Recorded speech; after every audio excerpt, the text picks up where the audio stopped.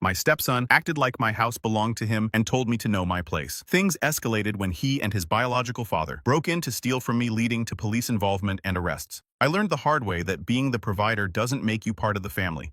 It just makes you convenient. Anyway, here's what happened when my family told me to know my place. I 43 male build things for a living. Houses, cabinets, furniture, you name it. I like things that make sense. You measure, you cut, you join, it fits, or it doesn't. Too bad people aren't built the same way. I met Rebecca when I was working on her friend's porch. She stopped by to check progress, but it was obvious she was checking me out instead. I remember her leaning against the railing, smiling like she already knew I'd be trouble. Divorced, 2 kids, Jordan 16 and Ashley 12. She had that tired but tough look, the kind you only get from carrying the world on your shoulders too long.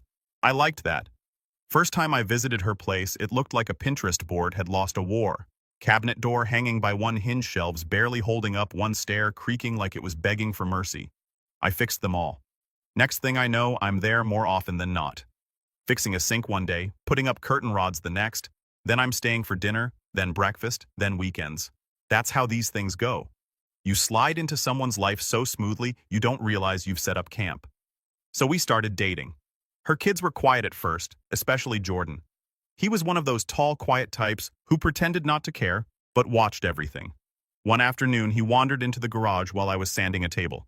"Can I try?" he asked awkwardly, scratching the back of his neck. "Sure," I said, handing him the sandpaper. "But if you mess up the grain, you're starting over." He grinned. "Deal." That was our first real moment. After that, he hung around more. We built a small coffee table together. Simple, clean design. He was proud of it, even carved his initials underneath. A few weeks later, he came home from his part-time job at the grocery store and handed me $20. Said, "Thanks for teaching me stuff, Sam." I tried to give it back, but he shoved it in my pocket and ran off. That hit me harder than I expected. I don't get sentimental, but that moment stuck. I thought maybe, just maybe, I was doing something right. Ashley was the total opposite of her brother.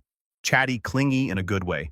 She'd follow me around the garage like a shadow, handing me nails, asking random questions like, "Why do you always measure twice?" I'd tell her, "Because mistakes are expensive."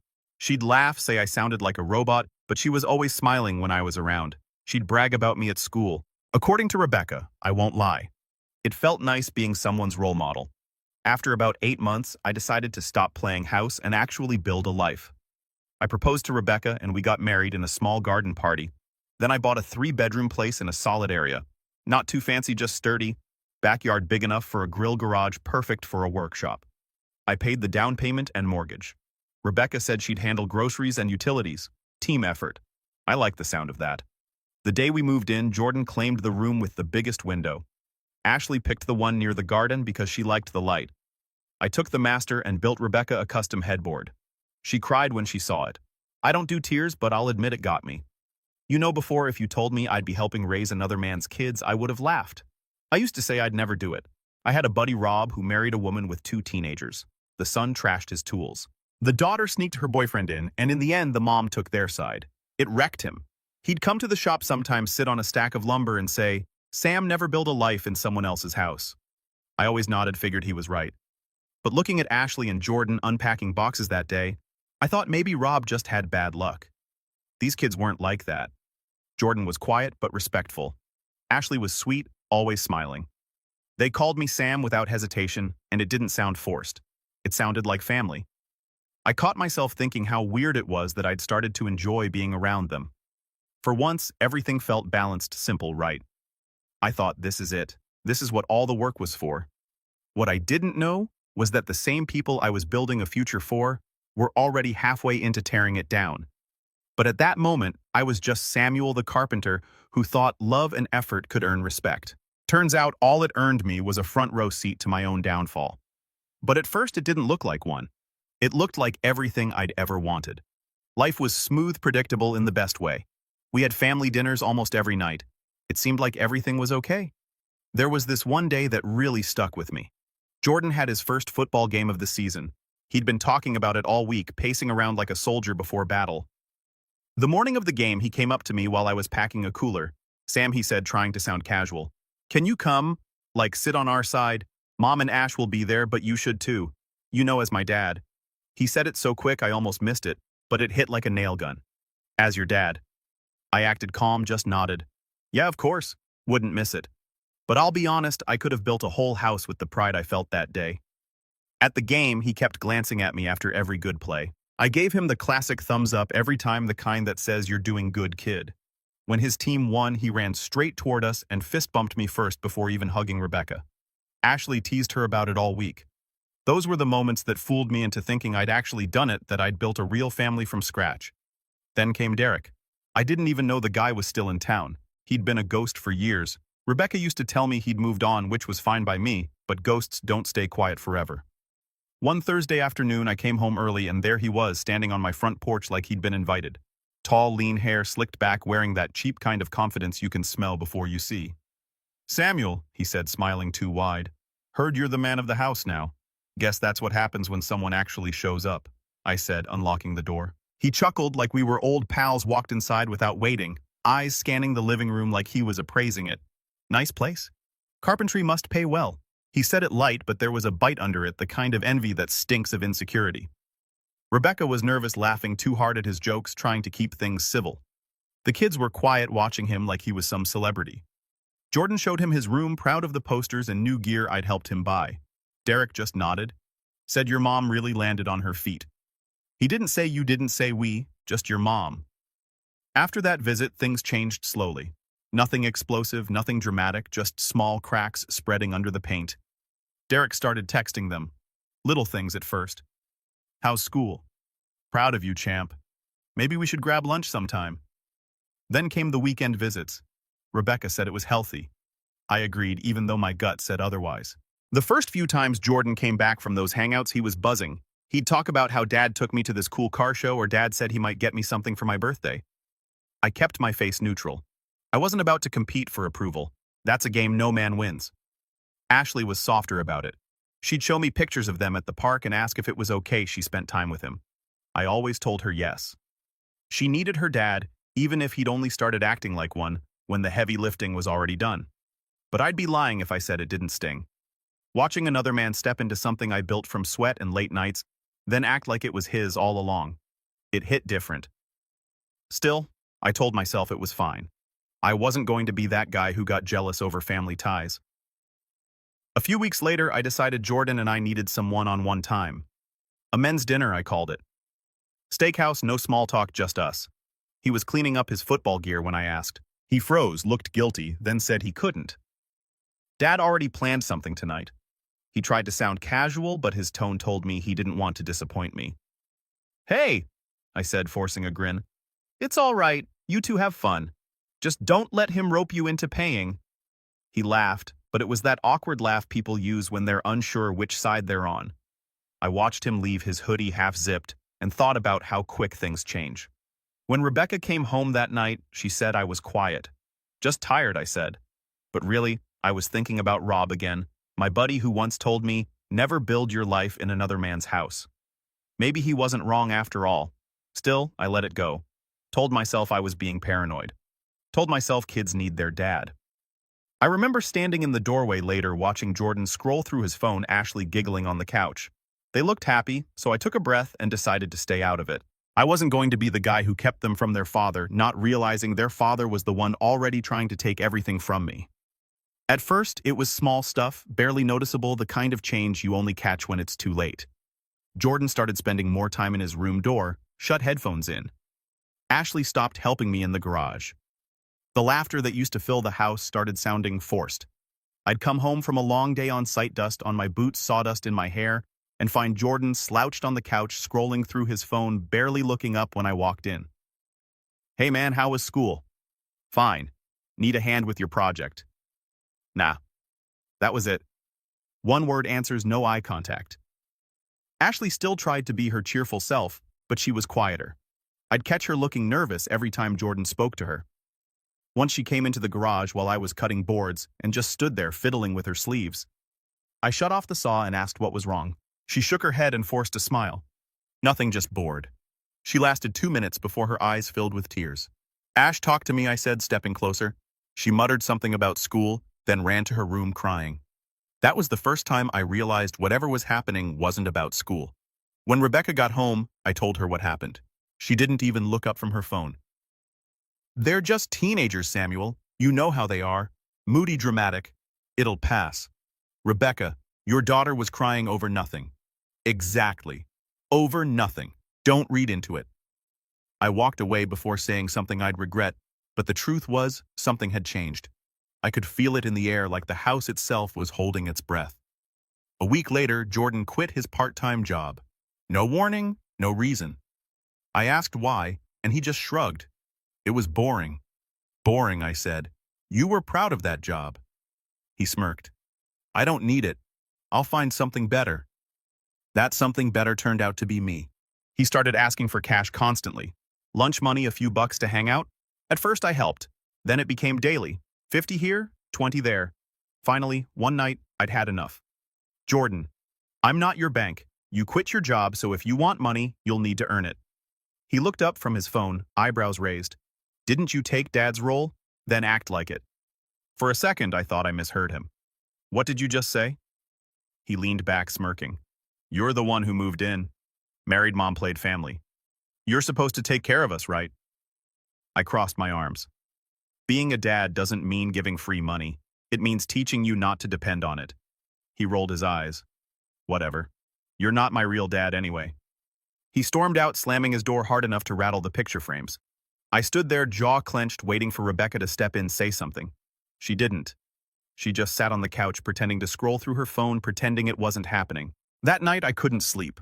I sat in the dark living room, staring at the floorboards I'd installed myself, wondering how fast things could fall apart. The next day, Jordan avoided me completely. Ashley tried to act normal, but I could see the guilt written all over her face. When I offered her breakfast, she said she wasn't hungry and ran out the door early. I figured maybe they needed space, so I focused on work, but every time I came home, the distance grew wider. The warmth was gone. Dinner turned quiet. Jordan's phone pinged nonstop during meals. Ashley barely spoke. Then came the night that sealed my gut feeling. I had been up late finishing a custom desk order in the garage. It was close to midnight when I came inside, and I heard Jordan's voice upstairs, low but sharp, like he didn't want to be overheard. He won't budge, he was saying. I told him already he's not going to give me anything. I froze halfway up the stairs. Then another voice, muffled but familiar, deep, smug Derek. I couldn't catch everything, just pieces. Keep trying. He owes your mom anyway. You deserve it. My stomach twisted. Jordan mumbled something back, frustrated. Then, yeah, I got it. I'll figure something out. A pause. Then Derek again, laughing quietly. That's my boy. That was all I needed to hear. I went back down the stairs without making a sound. My hands were shaking, but not from fear. Anger. Derek was poisoning his own kid, turning him into a pawn. I sat on the couch for an hour after that, staring at nothing. The house was quiet except for the ticking of the clock. Rebecca came down half asleep, asking why I was up. Couldn't sleep, I said. She shrugged, yawned, and went back to bed. That's when it hit me. I was fighting this war alone. It wasn't about money anymore. It wasn't about teenage attitude or growing pains. Derek was in their heads, twisting everything I'd built into something ugly. I looked around the living room at all the things I'd built with my own hands, the shelves, the table, the frame on the wall, and realized it wasn't just wood or nails anymore. It was a battlefield. Something ugly was forming behind my back, and I had no idea how deep it went. That weekend, the house felt heavier than usual. Jordan barely spoke to me. Rebecca acted like everything was fine, and Ashley's sweet kid walked around looking like she was carrying a secret too big for her size. I couldn't shake the gut feeling that Derek was still pulling strings. Monday morning, the house emptied out. Rebecca went to work, Ashley to school, and Jordan left late, half-dressed, headphones in, slamming the door on his way out. That's when I saw it. His iPad sitting on the kitchen counter, still plugged in, the same one I'd paid for. Normally, I'm not the kind of guy who snoops, but when the same kid who once thanked you for teaching him carpentry starts whispering with the deadbeat who abandoned him, the rules change. I picked up the iPad, opened it, and saw the Messages app already pulled up. At first, it was just normal stuff, school chats, memes, friends. Then I saw a contact saved as Dad. I shouldn't have opened it, but I did. The thread was long weeks of conversations full of Derek's charm and manipulation dripping through every word. The first message from Derek read, "He's got plenty, son. You deserve some of it." Jordan replied a few minutes later, he says no. Says I should work for it. Derek shot back, that's because he wants control. If you get what's yours, we can fix things. Your mom will see that I can still provide. Jordan hesitated before sending his next message. You mean like before? And Derek's final text sealed it. Exactly. Once we have something set aside, I can come back. We'll all be a family again? My stomach turned. We'll all be a family again. That was his plan. Use his own kid to rob me blind just to play hero. There were more lines about me being just the handyman, the wallet temporary.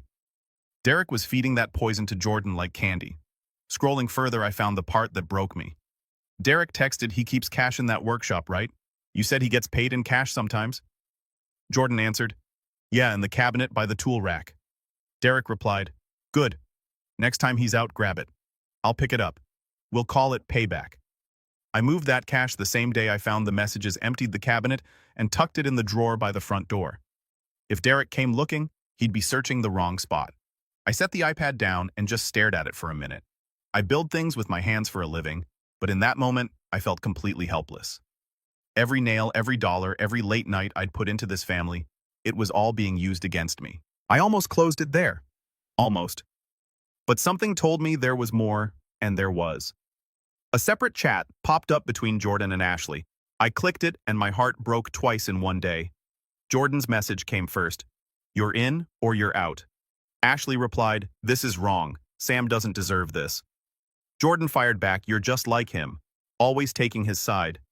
She answered, because he's good to us. You're letting Dad use you. Jordan ended it with one final message. You're a traitor. Don't talk to me again. Ashley tried standing up for me, and her brother, the kid I taught to build his first table, was treating her like the enemy. I leaned back in the chair staring at the screen. The house was quiet, but my head wasn't. Derek had turned my home into a war zone, and Rebecca hadn't even noticed, or worse, she didn't want to. I needed to be smart.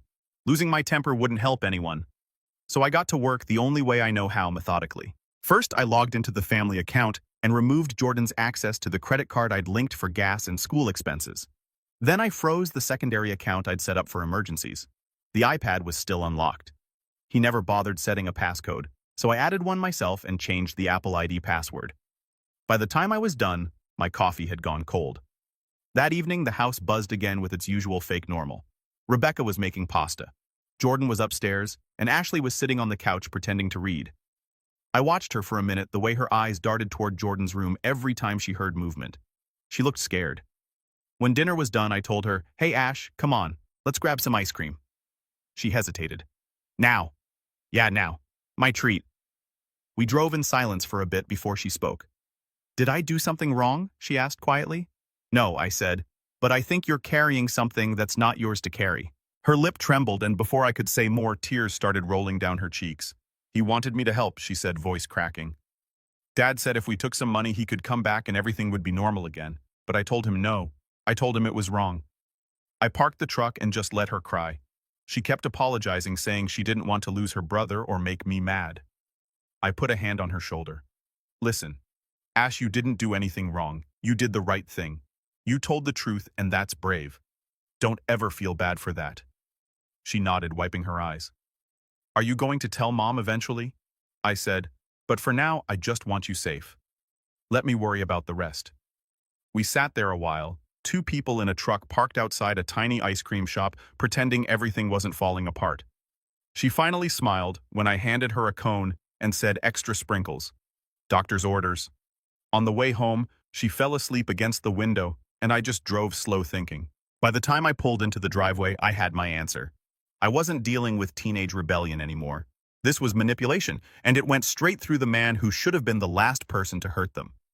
I carried Ashley to her room, tucked her in, and stood there a minute watching her sleep. For the first time, I didn't feel like the dad. I felt like the bodyguard trying to protect someone from her own blood. Downstairs, I looked around at the family photos, the ones where I'd forced smiles out of people who probably never wanted to be in them. For the first time, those pictures didn't look like memories. They looked like evidence. I grabbed the iPad, the printouts I'd made, and went to the kitchen. Rebecca was unloading groceries, humming like nothing in the world was wrong. We need to talk, I said. My tone must have told her I wasn't asking. She frowned, turning. What's going on? I placed the papers on the counter and slid the iPad over. That's what's going on. She skimmed the first page, then the next, eyes widening. What is this messages? I said flatly, between your son and your ex plotting to steal from me. You might want to sit down. Her face went pale as she scrolled. When she hit the part where Derek was telling Jordan to grab the cash and call it payback, she dropped the iPad like it burned. "I can't believe this," she whispered. I crossed my arms. "Believe it. It's been going on for weeks." She shook her head almost like she was trying to convince herself. "Samuel, he's a kid. He doesn't understand. Derek's manipulating him." I cut her off. "He's 16, Rebecca, not 6. He knows stealing is wrong. He's confused." She snapped, tears starting to build. "And Derek's still their father no matter what he's done." That sentence hit me harder than I expected. Still their father. I laughed once bitter. "Yeah, I noticed.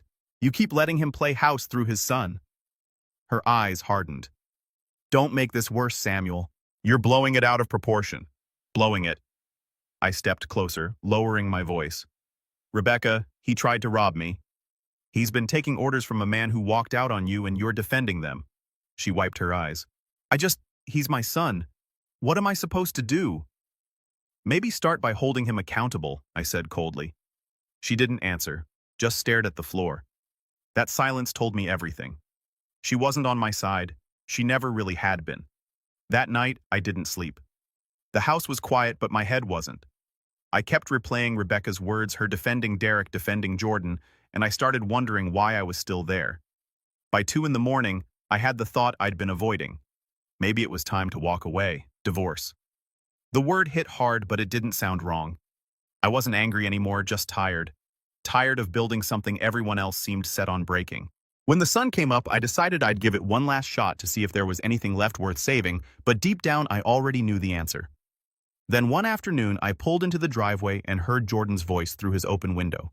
He was on the phone laughing. "Yeah, he's just Mom's husband with money," he said. "Acts like he owns the place. It's pathetic." That did it. I walked inside, straight down the hall, and pushed open his door. He was sprawled on his bed, phone still in hand. The moment he saw me, his smirk vanished. "Get off the phone," I said.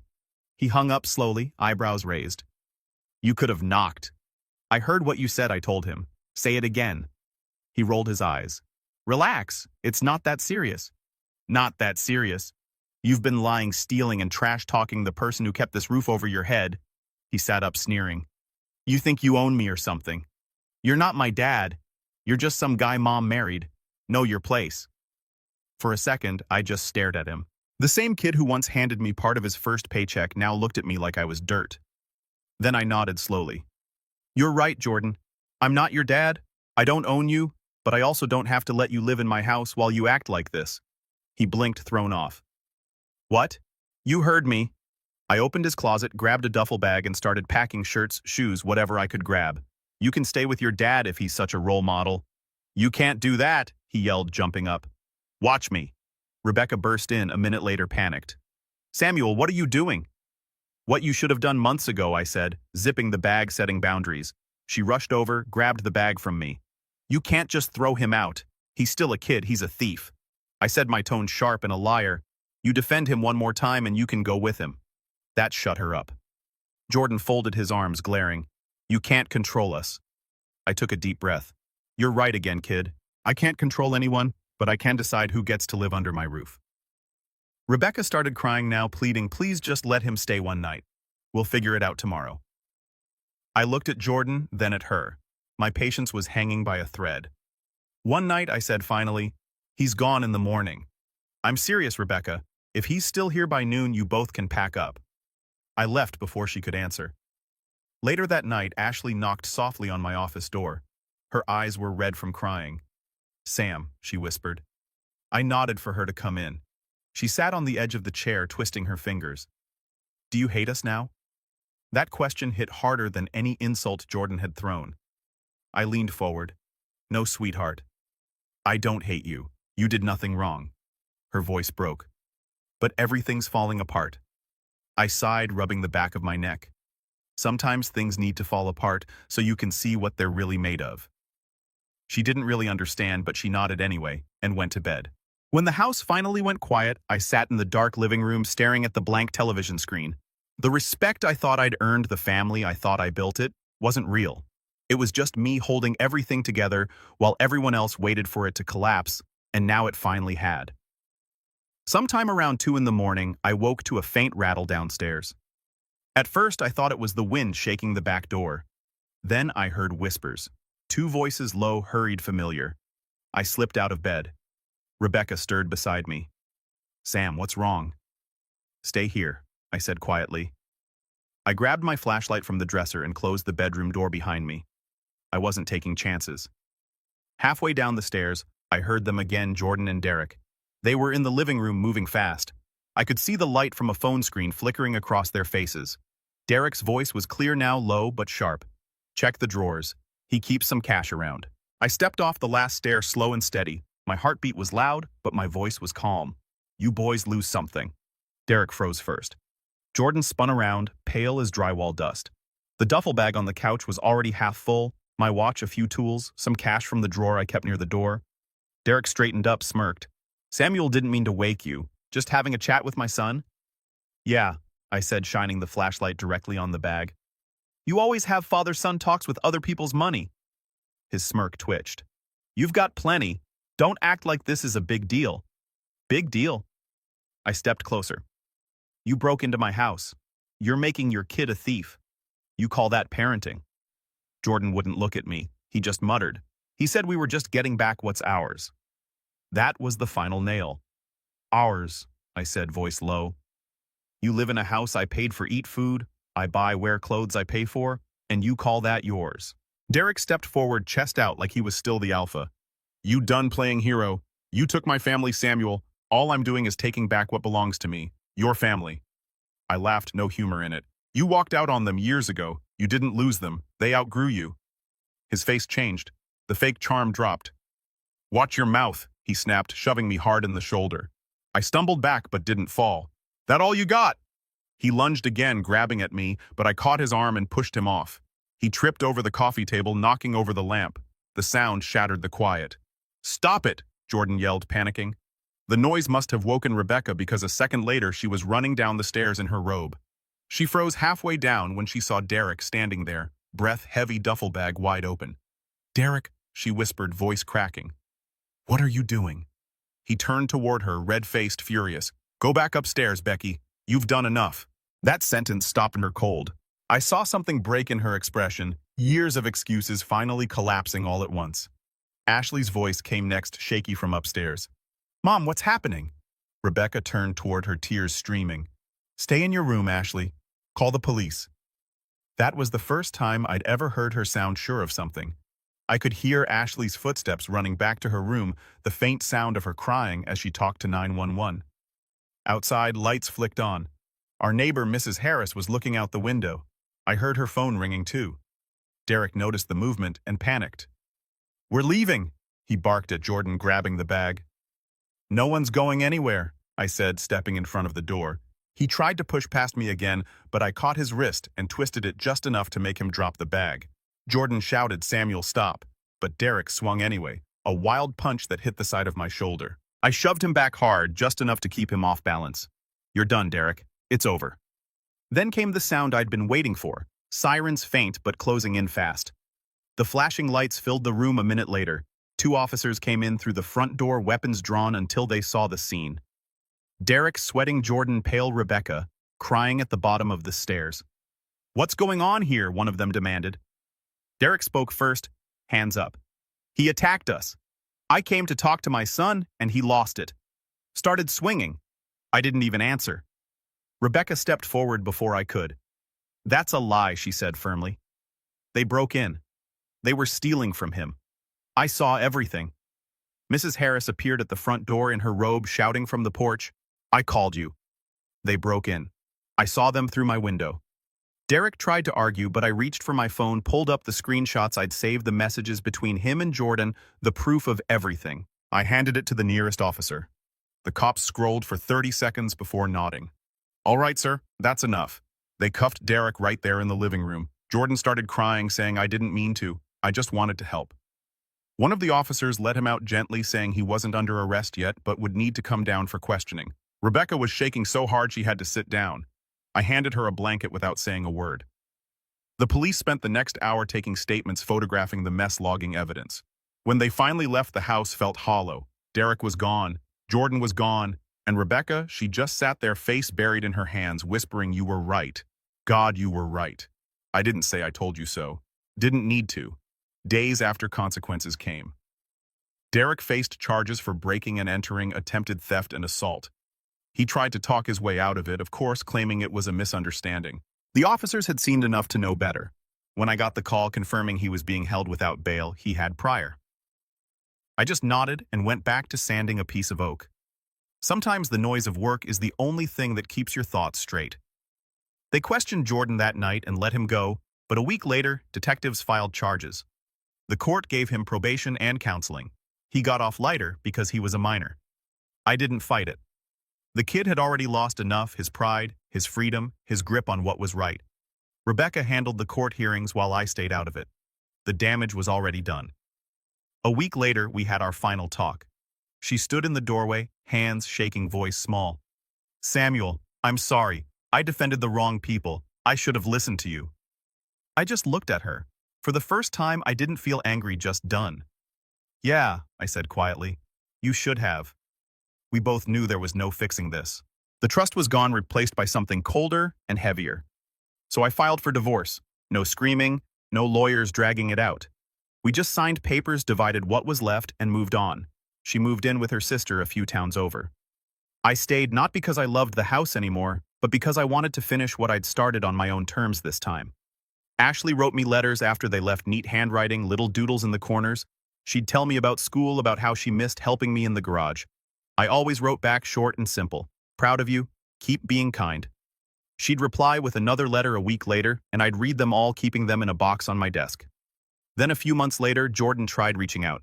First it was a text, I'm sorry. Then an email. I didn't understand what I was doing. I was stupid. Finally a letter. His handwriting had changed, sloppier, uncertain. He wrote about therapy, about how he was learning to take responsibility. Said he missed working in the garage with me. I read every word, then I folded it back up and put it away without replying. Not because I hated him, but because forgiveness doesn't rebuild what betrayal tears apart. Some bridges aren't burned. They're dismantled piece by piece until there's nothing left to walk on. Rebecca and the kids stayed with her sister for good. From what I heard, she picked up a job at a local store. Jordan was still in counseling. Ashley was doing well. That was enough for me. One evening, I sat on the porch as the sun dipped low, same spot where I'd watched it rise the night everything fell apart. I thought about how it all started with me thinking love and effort could earn respect, how I'd built a life for people who saw me as replaceable. They told me to know my place. Turns out my place was anywhere but there. I gave love time and everything I had, and all I got back was betrayal. Some lessons you only need to learn once, and that was enough.